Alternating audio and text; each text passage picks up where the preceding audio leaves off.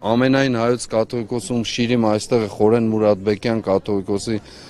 ում խեղտամահ են այս շենքում, այս վեհարանի շենքում, երբ իրեն ըստ պատմության պահանջում էին Մայր Աթոռի գանձարանը տրամադրել կամ բանալին, նա ասում էր, որ ես միայն պահակն եմ այստեղ եւ այդ պատճառով են խեղդել այս հարստությունը հայ ժողովրդին է։ Այսօր էլ նույն պատմությունը չի փոխվել, բայց ոչինչ չի կարող սասանել ոչ Սուրբ Էջմիածինը, ոչ հայոց եկեղեցին, որովհետև այն միակ երաշխիքն ու գրավականը այսօր մնացել մեր կյանքում, որը ապահովելու մեր վերելքը։ Իսկ ինչ է իրենց նպատակը, հարցրեք իրենց եւ իրենց հայրերին, քանի որ ստի հայրը սատանան է 100 դեմքով,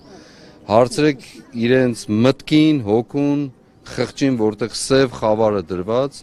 բայց ինչպես հիմնադրությունն է ասում Սուրբ Էջմիածնի, փառքի լույսը իջնում է մեր երկիր եւ իջնելու է մեր երկիր։